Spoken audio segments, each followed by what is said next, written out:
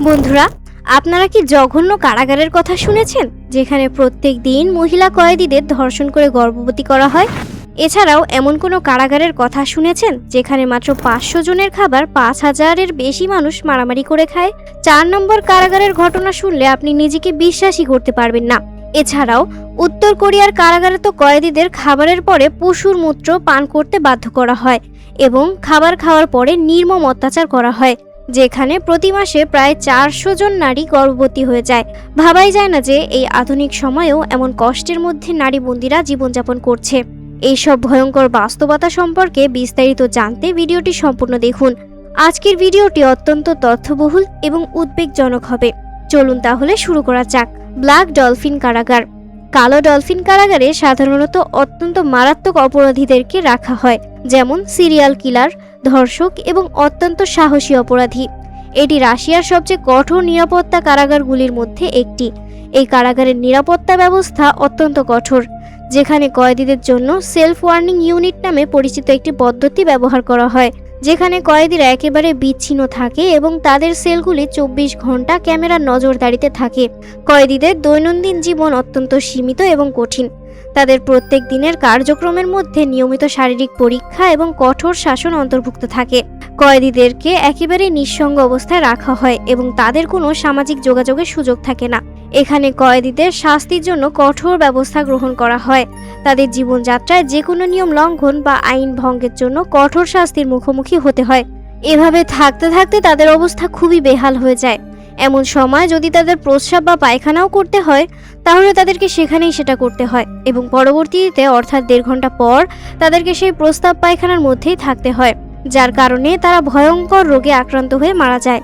অথচ তাদের চিকিৎসার কোনো ব্যবস্থাই করা হয় না। লা সাবানিতা কারাগার।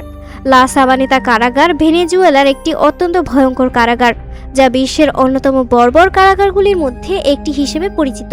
এখানে কয়েদিদের এত পরিমাণে অত্যাচার করা হয় যে দেখলে মনে হবে পৃথিবীতে মানবতা বলতে কিছুই নেই। তাদেরকে চোখ বেঁধে ঘন্টার পর ঘন্টা টয়লেটের মধ্যে আটকে রাখা হয়। 2-3 দিন পর পর তাদেরকে একদিন খাবার দেওয়া হয়, তাও আবার খুবই সামান্য। সেখানে বিশুদ্ধ পানির সংকট থাকায় তাদেরকে চোখ বেঁধে পানীয় হিসেবে দেয়া হয় শুয়োরের প্রসব। এছাড়াও যদি তাদের বিরুদ্ধে কেউ কথা বলতে চায়, তাহলে তাদেরকে কারেন্ট শক দেয়া হয়। এই ভয়াবহ পরিস্থিতি এবং এই শাসনের কারণে এটি বিশেষভাবে সমালোচিত। লা সাবানাতা কারাগার সাধারণত অতিরিক্ত জনসংখ্যার সমস্যায় ভোগে। এটি নিজস্ব ধারণ ক্ষমতার চেয়েও অনেক বেশি কয়েদি ধারণ করে, যার ফলে কয়েদিরা অত্যন্ত কষ্টকর পরিস্থিতিতে থাকতে বাধ্য হয়। কারাগারের অভ্যন্তরে মাফিয়া গ্রুপের শক্তিশালী নিয়ন্ত্রণ থাকে। কয়েদিরা মাফিয়া গ্রুপের অধীনে থাকে এবং এটি কারাগারের অভ্যন্তরীণ শাসন ও সহিংসতা পরিচালনা করে। এই কারণেই কয়েদিদের মধ্যে ক্ষমতার লড়াই এবং সহিংসতার ঘটনা ঘটে। কারাগারের ভেতরে সহিংসতার মাত্রা অত্যন্ত বেশি। লা সাবানেতা কারাগারে নিয়মিত সংঘর্ষ, মারামারি এবং হত্যাকাণ্ড ঘটে। কয়েদিরা একে অপরের সঙ্গে সহিংস আচরণ করে এবং এই কারণে মৃত্যুর ঘটনা বেশ সাধারণ। কয়েদিরা সাধারণত অস্বাস্থ্যকর খাবার এবং অপরিষ্কার পানি পান করতে বাধ্য হয়। খাবারের মান খুবই নিম্ন এবং স্বাচ্ছলতার অভাব থাকে, যা পুষ্টিহীনতার সমস্যা সৃষ্টি করে। লা সাবানেতা কারাগারের অভ্যন্তরে শাস্তির পদ্ধতি অত্যন্ত নির্মম। কয়েদিদের বিরুদ্ধে শারীরিক নির্যাতন এবং অত্যাচার করা হয় এবং তাদের মৌলিক অধিকার প্রায় লঙ্ঘিত হয়। এই ভয়াবহ পরিস্থিতির কারণে লা সাবানেতা কারাগার একটি দুঃস্বপ্নের মতো জায়গা, যা বিশেষভাবে উদ্বেগজনক এবং ভীতিকর। সিডুরা বারিসন প্রিজন। এখানকার কয়েদিরা এতটাই ভয়ঙ্কর যে এখানকার স্টাফরাও তাদের সাথে কথা বলতে ভয় পায়। এখানে এমন কিছু গ্যাং রয়েছে যারা নিজেদের শরীরে ট্যাটু করে তাদের প্রতীক বা চিহ্ন ধারণ করে রাখে।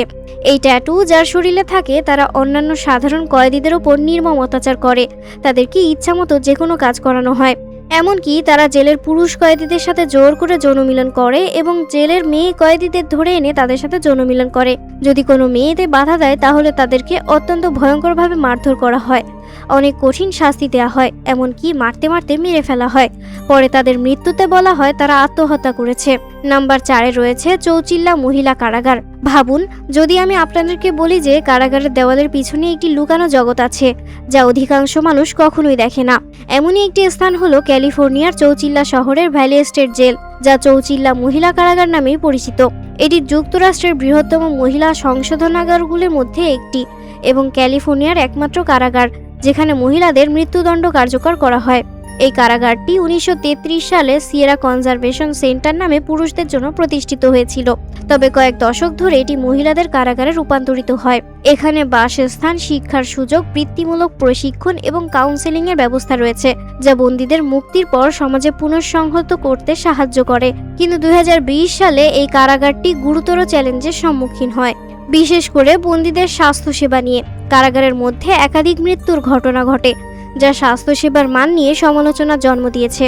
এটি কেবল এই কারাগারই নয়, বরং যুক্তরাষ্ট্রের অনেক কারাগারে জনাকীর্ণ অবস্থা এবং সীমিত সম্পদের কারণে একই সমস্যা দেখা দেয়। যদিও যুক্তরাষ্ট্র প্রতি বছর প্রায় $81 বিলিয়ন কারা ব্যবস্থার পেছনে ব্যয় করে, তবুও স্বাস্থ্যসেবার মান নিয়ে প্রশ্ন থেকেই যায়। গর্ভবতী মহিলাদের স্বাস্থ্যসেবা বিশেষত একটি সংবেদনশীল এবং গুরুত্বপূর্ণ বিষয়, যদিও সুনির্দিষ্ট পরিসংখ্যান পাওয়া যায় না। তবে গুঞ্জন আছে যে প্রতি মাসে ভ্যালি এস্টেট জেলে 300 জনেরও বেশি মহিলা গর্ভবতী হন। এই সংখ্যা শুনে অবিশ্বাস্য মনে হলেও কারাগারে এমন পরিস্থিতি আমাদের নারী বন্দীদের প্রতি মনোযোগ দিতে বাধ্য করে। বন্ধুরা, এই ধরনের তথ্য আমাদের কারাগার ব্যবস্থার অন্ধকার দিক সম্পর্কে সচেতন হতে সাহায্য করে। আপনার কি মতামত মন্তব্যে জানাতে ভুলবেন না। গ্রিথার্মা সেন্ট্রাল প্রিজন, রুয়ান্ডা।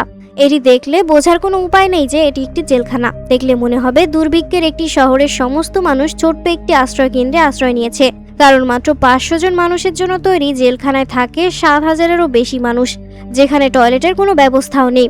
এত অল্প জায়গায় এত পরিমাণ মানুষ থাকে যে তারা ঘুমানোর জায়গাও পায় না। তাদেরকে দাঁড়িয়ে দাঁড়িয়ে ঘুমাতে হয়, যেখানে মাত্র 500 জনের খাবার 7,000-এরও বেশি মানুষের মধ্যে ভাগ করে দেওয়া হয়। মানুষ 3 বেলা তো দূরের কথা, এক বেলাও খাবার পায় না। তারা অনেক সময় 2-3 দিন না খেয়ে থাকে। খাবারের জন্য তারা হাহাকার করে এবং নিজেদের মধ্যে মারামারি শুরু করে দেয়। মেয়েদের এমন দুরবস্থা যা না দেখলে আপনি বিশ্বাসই করতে পারবেন না। তাদের যখন পিরিয়ডের সময় আসে তখন তাদের পরিষ্কার পরিচ্ছন্নতার দিকে বিন্দুমাত্র নজর দেওয়া হয় না। তাদের জামা কাপড় রক্তে লাল হয়ে থাকে এবং এভাবেই অপরিষ্কার এবং নোংরা পরিবেশে তাদেরকে থাকতে দেওয়া হয়। সেখানেই তাদের প্রস্রাব পায়খানা করতে হয়। চারিদিকে দুর্গন্ধ, যা দেখে আপনার বমি চলে আসবে। এমন অবস্থায় তারা আর যাই হোক কোনো মানুষ থাকতে পারে না। যারা গর্ভবতী মহিলা রয়েছেন তাদেরকে কোনো চিকিৎসা সেবা প্রদান কিংবা ওষুধের কোনো ব্যবস্থা করা হয় না। এমনকি সেখানকার অনেক মহিলারা বাচ্চা জন্ম দিতে গিয়ে চিকিৎসার অভাবে জেলের মধ্যেই মারা গিয়েছেন।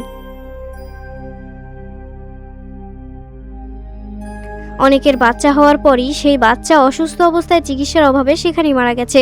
শুধু তাই নয়, যেখানে মা 2-3 দিন পর পর একবার খাবার পান, সেখানে একবার চিন্তা করে দেখুন নবজাতক বাচ্চা মায়ের কাছ থেকে দুধ কিভাবে পাবে। দুধের অভাবে ক্ষুধায় অনেক বাচ্চা জেলের মধ্যেই মারা যায়। এতটাই নির্মম এবং ভয়াবহ অবস্থা, যা ভাষায় বর্ণনা করার মতো নয়। বন্ধুরা, আমাদের আজকের ভিডিওটি আপনাদের কাছে কেমন লেগেছে তা অবশ্যই আমাদেরকে কমেন্ট করে জানাবেন, এবং আমাদের ভিডিওটি ভালো লাগলে অবশ্যই লাইক দিবেন এবং বেশি বেশি শেয়ার করবেন। চ্যানেলটি সাবস্ক্রাইব করতে ভুলবেন না কিন্তু। ধন্যবাদ সবাইকে।